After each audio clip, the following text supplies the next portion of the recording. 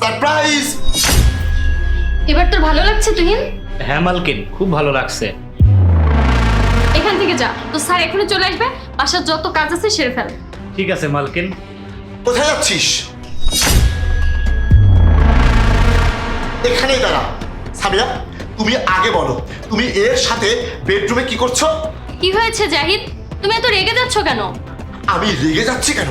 তুমি আমার বেডরুমে তুমি ওর সাথে কিস করছো। আচ্ছা, তুহিন আমাদের বাড়িতে 2 বছর হলো কাজে এসেছে, আর তুমি তো আমার বউ, তাই না? আর তুহিন, তোর লজ্জা করলো না? তোর এতটুকু বিবেকে বাঁধলো না নিজের মালকিনের সাথে এসব করতে? দেখুন স্যার, আপনার কোথাও ভুল হচ্ছে, আপনি আমাদের ভুল বুঝছেন। ও হ্যালো, আমি কোনো ভুল বুঝিনি। আমি আমার নিজের চোখে দেখেছি তোরা দুজন আমার বেডরুমে আমার বিছানায়। সি সামিয়া, তুমি তো আমার ওয়াইফ। আরে এ তো একটা চাকর। তুমি কি আর কাউকে পাওনি মুখ কালো করার জন্য? এই চাকরকেই পেয়েছো? আরে আমি তো ছিলাম, আমি তো মরে যাইনি। মানছি যে আমি একটু বেশি সময় ডিউটিতে থাকি, আর তুমি তো সব জেনে শুনে আমাকে বিয়ে করেছো। তুমি আমার জন্য একটু সবর করতে পারো না? আরে তুমি কি বলছো এসব? কি করেছি আমি? ও আচ্ছা, আবার আমাকে নির্লজ্জের মতো জিজ্ঞাসা করা হচ্ছে কি করেছে আমি। এই, তোর কি এতটুকু লজ্জা করছে না? আমি তো নিজের চোখে দেখলাম তুই ওকে কিস করে বললি কেমন লাগছে, আর ও বললো ভালো লাগছে। তারপর তো তোরা দুজন অনেক খুশি হলি। এই শোন, আমি না তোকে এটাও বলতে শুনেছি যে এখনই তাতে এখান থেকে চলে যাও, তা না হলে আমার হাজবেন্ড চলে আসবে, যাতে আমি এসব না দেখতে পাই, তাই তো? আর তুই, এবার তো আমি বুঝতে পেরেছি তুই বারবার আমাকে ফোন করে কেন বলতিস স্যার আপনি বর্ডার থেকে কবে বাড়ি আসবেন, এই সব করার জন্য, তাই তো? আচ্ছা বাদ দে। আর তুই, তুই তো আমার বউ। আচ্ছা, তোরা দুজন মিলে আমার সাথে এরকম ধোঁকাবাজি করলি, তোদেরকে একটু লজ্জা করলো না? আরে তুমি সব কি আবল তাবল কথা বলছো? আচ্ছা, তুমি কি আদৌ জানো এখানে কি হয়েছে? তোমার বিবেকে এতটুকু বাধা দিচ্ছে না যে তুমি আমাকে মিথ্যা অপবাদ দিচ্ছ? আমার কথা তো বাদই দিলাম, এই বেচারা প্রতিবন্ধীটাকেও তুমি ছাড়ছো না। না, আমার বিবেক আমাকে বাধা দিচ্ছে না, কারণ আমি নিজের চোখে স্বপ্ন দেখেছি। হ্যাঁ, আমি জানি আমি তোমাদের দুজনের উপরে দোষারোপ করছি, কারণ তোমাদের দুজনের মধ্যে তো একটা পবিত্র সম্পর্ক, কিভাবে আমি সেটাকে নোংরা বানিয়ে দিলাম।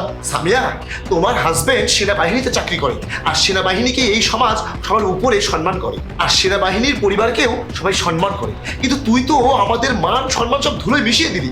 আমি বাইরের মানুষের সামনে কিভাবে মুখ দেখাবো? যাই হোক, আমি তোকে আর এখানে এক মুহূর্তেও রাখবো না। এই মুহূর্তে তুই আমার বাড়ি থেকে বেরিয়ে যা। তারপর তুই এর সাথে থাক, না হয় অন্য কোনো পুরুষের সাথে থাক, তাতে আমার কোনো যায় আসে না। তুই এই মুহূর্তে আমার বাড়ি থেকে বের হয়ে যা। তোরা দুজন মিলে আমার জীবনটা ধ্বংস করে দিয়েছিস, তোদেরকে তো আমি সুখে থাকতে দেবো না। এবার তোরা দেখিস আমি তোদের দুজনের সাথে কি করি। এক্ষুনি আমার চোখের সামনে থেকে তোরা দুজন বের হয়ে যা। আরে আল্লাহ! আচ্ছা, আমাদেরও তো এতটুকু বলার সুযোগ দেবে, তাই নাকি? কখন থেকে কিছু না শুনে না বুঝে আমাদের দুজনকে দোষারোপ করে যাচ্ছ। এখন আমি আর তোমার একটা কথাও শুনতে চাই না। আমি তোমাকে কত ভালোবাসতাম, কখনো কোনো জিনিসের কমতি রাখিনি, কত ভরসা ছিল তোমার উপরে আমার, আর আজকে তুমি সব কিছু মাটিতে মিশিয়ে দিলে। এসব দেখার আগে আমি মরে গেলে ভালো হতো। এবার আমি বুঝতে পেরেছি তুই কেন বারবার আমাকে বলতিস যে বাড়ির সব কাজ আমি একা করতে পারি না, এইসব নোংরামো করার জন্য, তাই না? আমি তো বাড়িতে থাকি না, তোর চাহিদা মেটাবে কি? বন্ধ করো তোমার সব মিথ্যা অপবাদের কথা। তুমি আমাকে কিছু না বলে যা ইচ্ছা তাই বলে যাচ্ছ। এবার বন্ধ করো তোমার এই দোষারোপ দেওয়ার কথা। আমি চুপচাপ কিন্তু শুনে যাচ্ছি, তার মানে এই না যে তুমি আমাকে যা খুশি তাই বলতে পারো। আমি আর সহ্য করতে পারছি না। তুমি যা ভাবছো আমরা এমনটা কোনোটাই করিনি। আসলে তুহিনের চোখে ময়লা পড়েছিল, আমি সেটাই পরিষ্কার করছিলাম। আর এখন যদি তোমার আমার কথা না বিশ্বাস হয়, তাহলে বাসার সিসিটিভি ফুটেজগুলো প্লিজ তুমি দয়া করে চেক করো। হ্যাঁ, আমি এক্ষুনি চেক করছি। তারপরে ওই সিসিটিভির ভিডিওর যে ফুটেজ সেটা আমি তোর মা বাবাকে দেখাবো। তারপরে দেখবো যে তাদের সম্মান কোথায় থাকে। আর তোকে তো আমি রাখবো না, তোকে আমি তালাক দিয়ে দেবো। তোর মতো অসভ্য দুশ্চরিত্র মেয়ের সাথে আমার এক মুহূর্ত সংসার করতে চাই না।